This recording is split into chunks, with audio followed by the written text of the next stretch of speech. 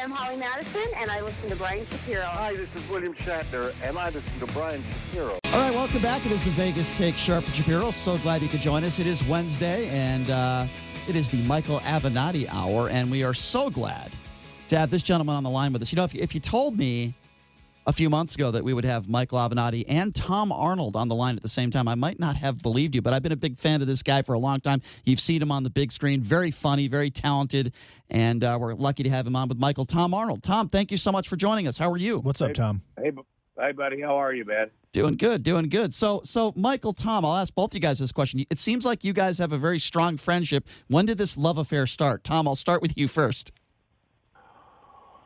Well, you know, when did it start? You know, I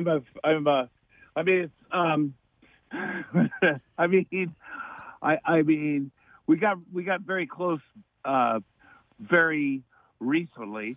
You know, we were, a little, because it's hard to say because, you know, I was closer to Michael Cohen for a little bit, and Michael was so mean to Michael Cohen. I had to.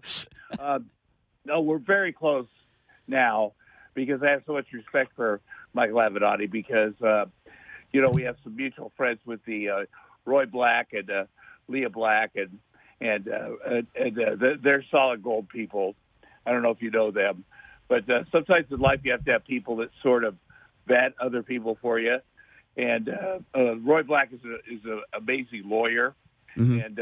And Leah Black's this amazing person, and they love Michael Avenatti, and me apparently, and you know these are kind of troubling times, you know, sort of in life, and things are moving kind of fast, I suppose, for both of us, and they're huge Michael Avenatti fans, and you know they like me. And the thing about Michael Avenatti, I'll put it this way. There's a lot going on. There's the Trump stuff. There's a lot of different stuff. And to me, you know, you look around the room, and there's not a lot of guys that are, you know, that are in it for the long game, that are going to, you know, there's a lot of guys that are going down, that are giving up, that are. Michael Avenatti is a real guy. And, you know, I'm from Iowa. I grew up on a farm. And, you know, Michael Avenatti, he's going to go down swinging. That's all. No question. And Tom, rumor is that Michael. Tom, rumor is that Michael is actually a closet Hawkeye fan. That would be good. So, Michael, what is a conversation like having a drink with Tom Arnold? What do you guys talk about? Well, it's anything but boring, you know. I mean, Tom's been fighting a good fight now for a long time as it relates to Trump and otherwise, and has been trying to uncover and has uncovered a lot of great information and brought that information to bear. And, you know, one of the things that I like about Tom Arnold is that he's not afraid to call it like it is and to let people decide. You know, he's a let the chips fall where they may kind of guy, and he's not afraid to hang it out there. Right. I mean, he's a true patriot. He wants what's best for the country. He recognizes what a dire condition we're in right now, and how frightening this really is for the future of America. And you know, he's doing what he's doing for all the right reasons, and plus he's entertaining as hell. You know, I'm the kind of guy that likes to have people around me that are characters, and there's no greater character than Tom Arnold. I would say you both are, no question about that. Okay, Tom, I have to ask you this question, speaking of a character. I know you're probably sick and tired of speaking about Roseanne Barr, but was she always that crazy to the right? Well, you know, okay, let me say a quick thing about Avenatti. Number one, you know, this day and age, sometimes you're going to get in fights. It just happens. Most guys, you know, most of the people I named, Michael Cohen, all these people are like, oh, my God, he's got to be kind of tough. He was a mob lawyer. Not tough. Michael Avenatti, you hugged him. You put your arms around him. He will throw down with you. You know, so you look around the bar, you go, who's going to be on my side? Michael Avenatti will. Number two, he'll say to you when you sit down with him, you're not taping me, are you? You're not, please don't tape me. That's please true. Don't tape me. He'll say 4 or 5 times. I'm like, Well, I'm not taping you. Tom.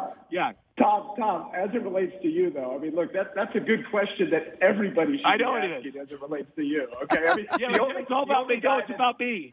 It's about me because I will tape. I tape people. I tape Michael Cohen. I go, dude. I promise you. If I have a TV show, I'm not taping you.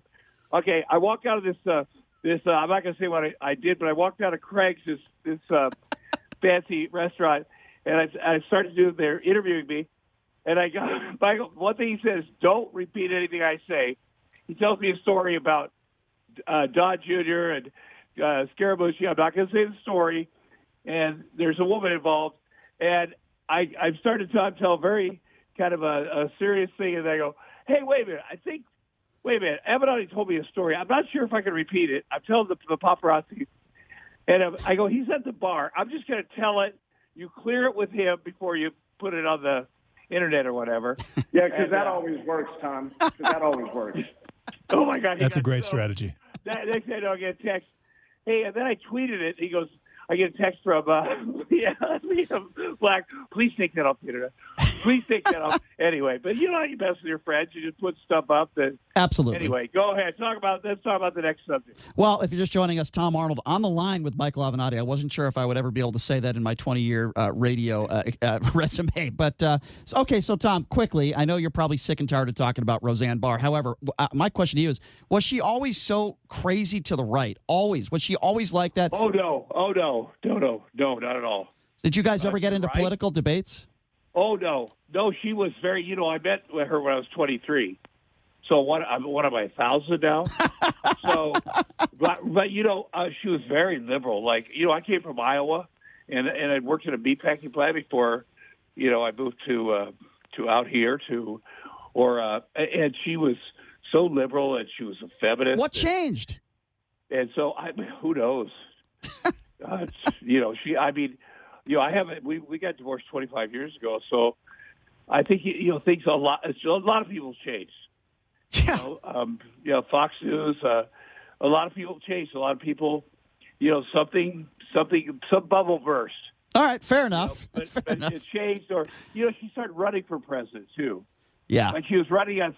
From what I understand, from my old stepkids, she'd run for president, and that you think that's fun or something, and then but people that run for presidents are usually a-holes. No offense, Avenatti. Hey, to be clear, I was never running. I never declared. That's true. But usually it's only men that go, if I'm going to run for office, first time I run, I'm going to run for president. I'm not going to run for, I'm not going to work my way up. It's got to be president. But no, she went. She's part of that QAnon thing. Yeah. That conspiracy thing. So let me just jump in here. So James Carville, the political strategist, told me something last year that I thought was very appropriate. He said, "There's only one thing that cures a man's desire to run for president once he has that in his gut: embalming fluid." That's a good one. I like that. That's good. So okay, I want to ask both you guys a little bit about this. So Michael had a story that came out that was written about the other day where he was with his now ex-wife, but at the time he was dating her, and they're at a bar, I believe, or a restaurant. Michael, maybe you could help me with this. And then Donald Trump, I guess, was hitting on her, and then you show up and you kind of blocked him, so to speak. Maybe you could share that story a little bit. And then Mr. Tom Arnold, have you ever been with a woman where Donald Trump was in the room and Donald Trump tried to hit on your woman? That's what I want to know. Michael, I'll start with you first.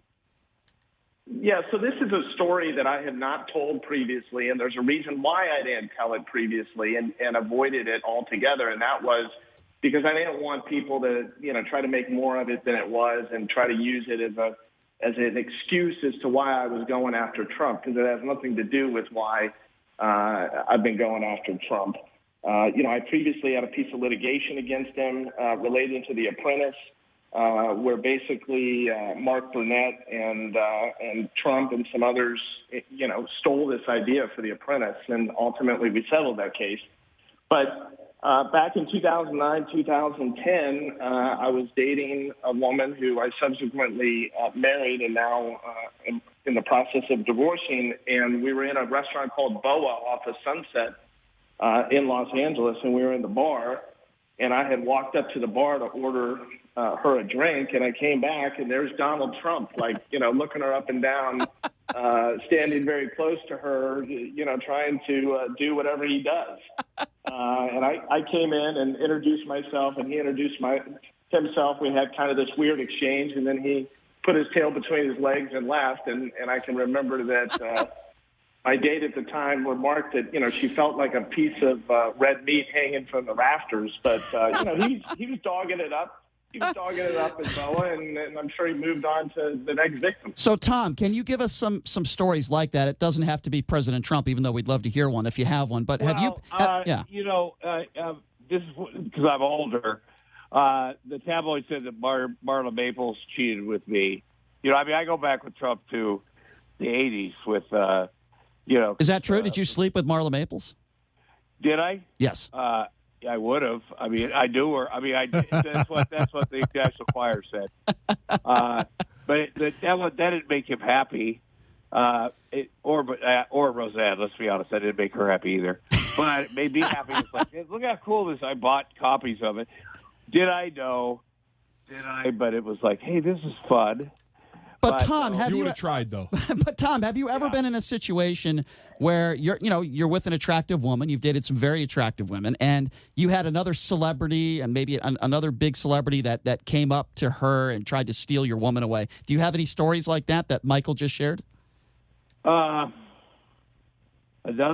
celebrity that tried to steal. That maybe you just wanted to punch in the face. Let me just think. Don't think too hard.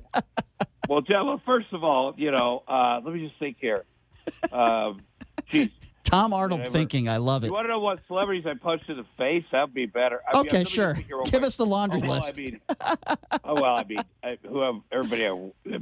do I fight with? Who's the biggest wussy in Hollywood? Be honest. Oh, the biggest wussy. Yeah. Let me just think here. God, there's a lot of people are smaller. The thing about, let me just think here. A lot of people are wussies. The funny thing is, because I worked with John Goodman starting at 87. John Goodman was a big dude. Like, John Goodman and I were squared up. He's 6'3", I'm 6'2", and he's from Missouri, and he played football, and I come from Iowa. And we weren't always adversaries, but we were just, some days we were. And there's two big guys that are kind of from the Midwest that are, some days we're, hungover, and some days we're sitting across from each other, not used to quite the Hollywood thing. And we had to do a lot of table reads and a lot of day after stuff. And I'm surprised we did it, Yeah. Just that tension some days. That was but let me just think. How about when we were working with Arnold? Oh, I love Arnold. I can kick his ass. The reason I got cast in True Lies is because when I went and met Jim Cameron, because nobody wanted me in that movie. Because, number one, I was Tom Arnold. And I'd never done anything. And then I read this little thing with Arnold, and Arnold walked away, and I said, oh, I can kick his ass. I really meant it. Like, I figured. Have you also slept with have you ever slept with one of your housekeepers? Let me think. No. Crosses your mind. Oh, fuck. No, but Jesus. That's a man. Let me tell you something right there. So in the spirit of anybody can sleep with anybody can sleep. You can ask Avenatti this. Anybody can sleep with a beautiful prostitute, because Avenatti does that every night. Michael, you have to defend yourself. I'm kidding. But man, you sleep with a woman that looks like a fucking couch like that. I'll tell you. Watch the F word, Tom. Tom, watch the F word. That's okay. It's okay. We have to adhere to the FCC. That's okay. I just don't think you can describe her without using that word. Yes. But no, I'm kidding. But yeah, I just I don't know. Michael, I hope not. I hope this is Michael. What drugs is Tom on right now? Be honest. Look, I don't think we have enough time left on the show. We only got 12 minutes. I can't answer that question in only 12 minutes. But look, to be clear, I have nothing against women in the sex trade that are in it voluntarily. Absolutely not. You know, God love them. Voluntarily. I do not partake. Just to be clear. Tom, have you ever been to the Bunny Ranch? I have not, and no, I would. No. You didn't know Dennis Hoff? You know who has been to the Bunny Ranch? Who's that? And was incredibly close with the owner of the Bunny Ranch before he died unexpectedly, I think last year. Right. Tucker Carlson. Yes, very true. You know that Tucker and what is it, Hoff? Dennis Hoff. Dennis Hoff. That's right. They were incredibly close. Now, why aren't more people talking about that? I mean, here you have Tucker Carlson, Mr. Bowtie wrapped around his neck, Mr. Morality.